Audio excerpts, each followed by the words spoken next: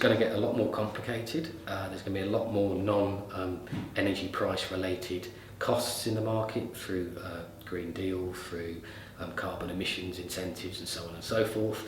But ultimately retail prices are looking like they're going to increase, and we expect them to be increasing by between 3 and 6% over the next 12 months. And so it's really all about locking in now to make sure you can remove that uncertainty from your energy costs. Well, I think there's a couple of things that are going to come up for businesses in 2013 to do with energy.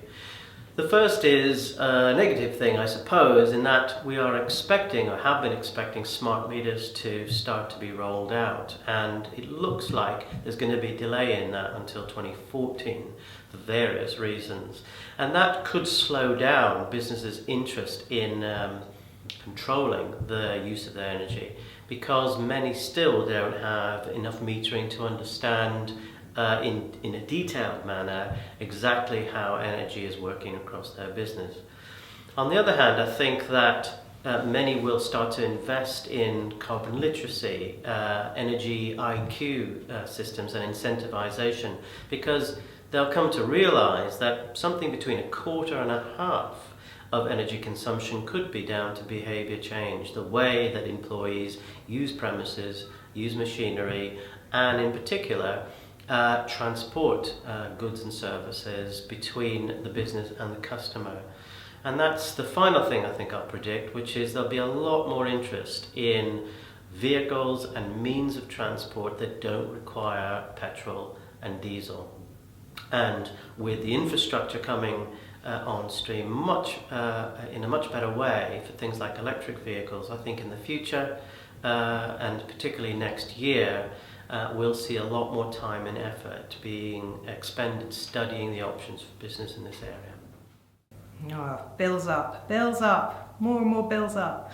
I think the biggest issue for all of us is that the government has set a green agenda, and I think the relative cost of energy in the UK compared to a lot of our competitor nations, possibly not so much Europe but more widely, will be that we are facing relatively expensive prices as you head down a route towards significant quantities of expensive renewable nuclear generation.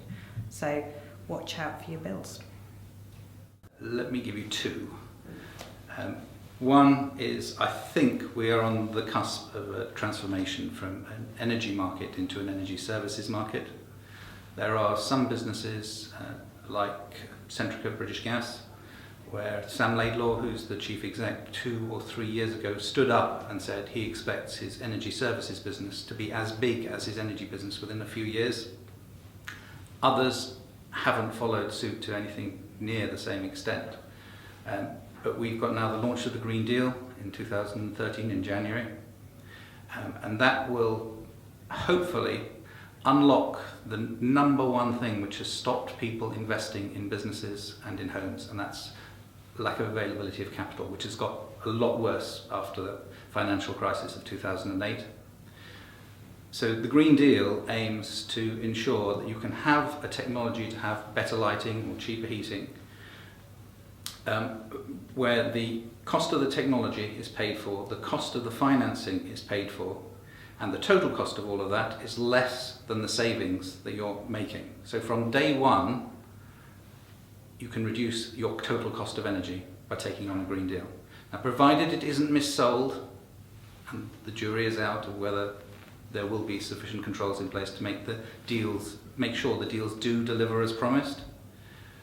But in theory, this means we can get a lot of capital going into businesses and homes across the UK, and hopefully drive the cost of energy down by 40%, even though the price of energy is going up. That was number one. Number two is a bit of a cheat, because it's rather like saying a great victory will definitely be won. But what will be a hot topic issue in the UK will be gas in 2013, and that's, will the UK exploit its shale gas reserves? No one knows exactly the extent of shale gas reserves, but normally they are found where there are old oil fields and old gas fields, because it's the rock which lies underneath these. So it's likely the UK's got lots of it. But the question is, will we exploit it? Can it be done without causing earth tremors? Can it be done without polluting the water system? I personally believe it can. We've got the technology to do it. Actually, the first fracturing took place in 1947 in the States, so it's not something that is new. The public thinks it's new, but it isn't. It was used during the 70s and 80s in oil recovery for secondary and tertiary recovery in oil fields.